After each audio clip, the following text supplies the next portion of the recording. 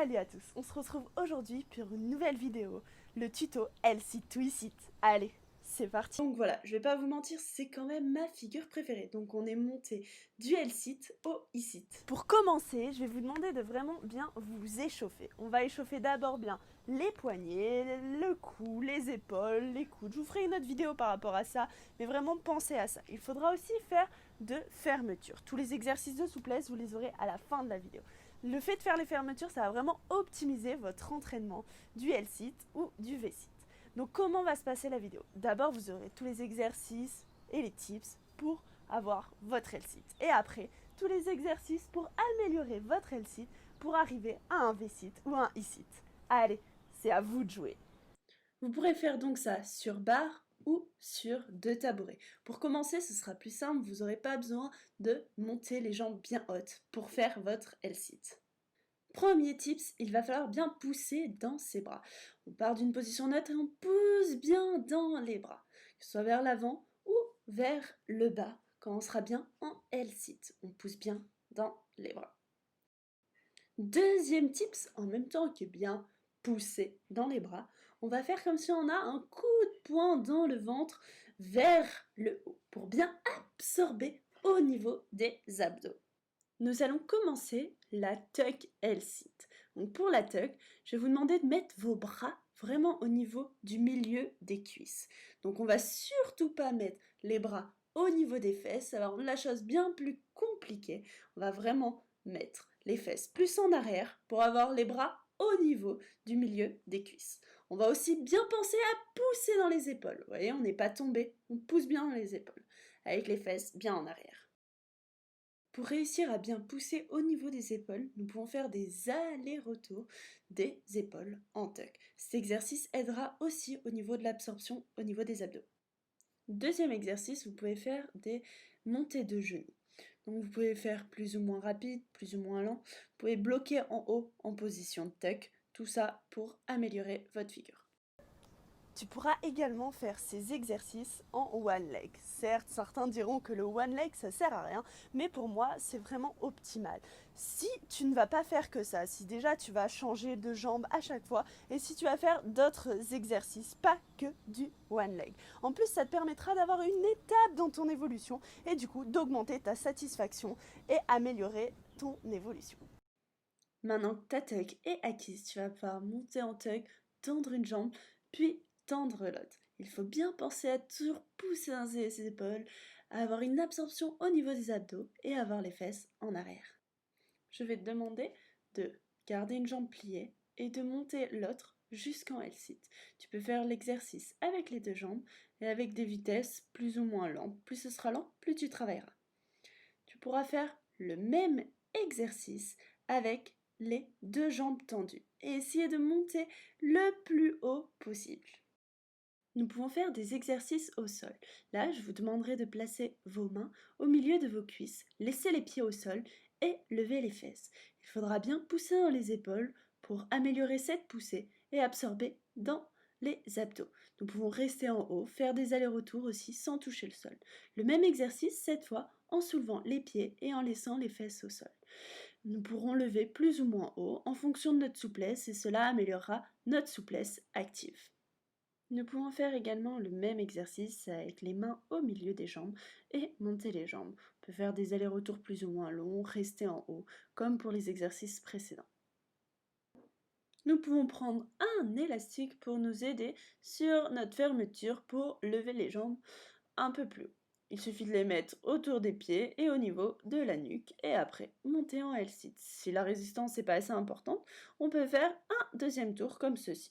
Et là, monter. Vous pouvez aussi le faire sur les barres pour avoir un peu plus de hauteur. Pensez à bien gainer les jambes. On peut rajouter également un troisième tour pour encore augmenter la résistance. Et en dernier exercice, fais ton L-Sit, résiste le plus possible et au fur et à mesure des séances, ta résistance augmentera. Il faut également faire des essais de L-Sit sur grande barre et aussi sur petite barre. Sur petite barre, ce sera plus dur car nous aurons moins d'espace pour nos jambes. On peut également faire ça au sol, il faudra bien placer ses mains au milieu des cuisses. Et pour réussir le L-sit au sol, il faut que sur barre, nos jambes soient à hauteur des barres. Maintenant que ton L-sit est parfait, nous allons pouvoir passer au V-sit et au I-sit. Certes, il faudra de la souplesse, mais il n'y a vraiment pas que de la souplesse. Il va falloir aussi avoir de la force. Tu peux avoir une fermeture de folie, mais jamais réussir à passer de ton L-sit à ton I-sit. Il va falloir que ta souplesse devienne active. Donc vas-y, va voir tous les exercices pour ça. La première différence entre le L-sit et le V-sit, c'est qu'il faudra plus que tes fesses soient en arrière, mais qu'elles soient en avant de tes bras. Tu pourras donc faire des allers-retours comme ceci pour apprendre à bien pousser tes fesses en avant. Il faudra bien que tu penses à appuyer sur tes mains et à bien serrer les barres. Tu pourras aussi partir en avant et maintenir la position. Après, il faudra que tu te mettes en tuck, tu vas en avant et là, tu tends les jambes le plus haut possible et tu les laisses redescendre tout en maintenant cette descente pour qu'elle soit le plus lente possible.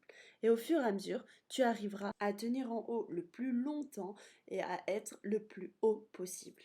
Tu pourras faire la même chose en one leg, tenir le plus haut possible, bien penser à changer de jambe à chaque fois. Tu peux maintenir en haut, changer de jambe en haut, puis descendre. Tu peux t'aider de ton élastique pour monter le plus haut possible et vraiment ralentir cette descente. Faire des allers-retours également. Et pour finir, fais ton I-sit, monte le plus haut possible, tiens le plus longtemps possible. Au fur et à mesure des séances, tu seras de plus en plus haute. Partons maintenant sur quelques exercices de renforcement. Mets-toi sur tes coudes et viens amener tes jambes tendues le plus haut possible. Fais des allers-retours sans venir toucher le sol.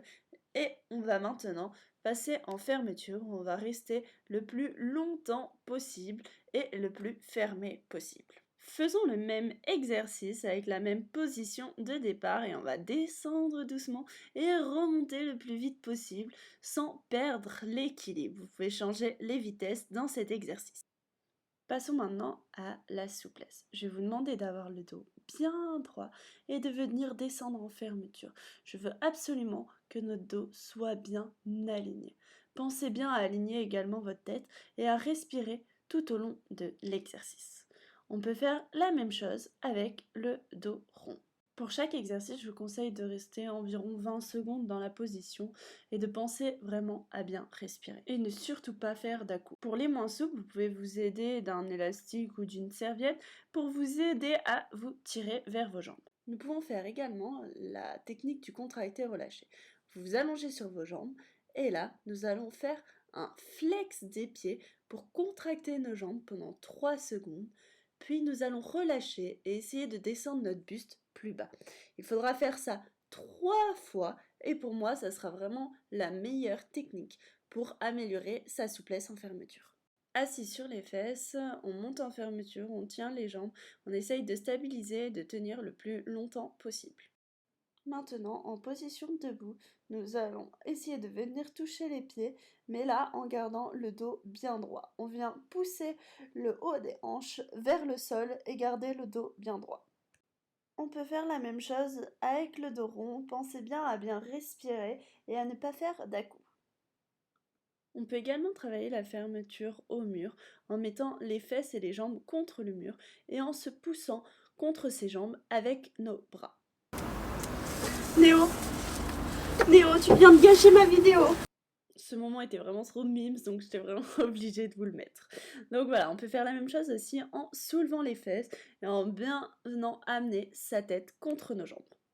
On peut faire ça également sur les barres si vous avez un peu trop mal au poignet et aussi pour vous habituer à l'appui barre. En tout cas, merci beaucoup d'avoir regardé cette vidéo. J'espère qu'elle t'aidera pour ton évolution dans cette figure. N'hésite pas à m'envoyer des remarques constructives pour améliorer mes prochaines vidéos ou mes prochains tutos. Si tu veux un programme personnalisé pour cette figure, n'hésite pas à m'envoyer un MP sur Instagram. Et aussi, n'oublie pas de t'abonner à cette chaîne et de mettre un petit pouce bleu. En tout cas, merci beaucoup de m'avoir écouté et à plus!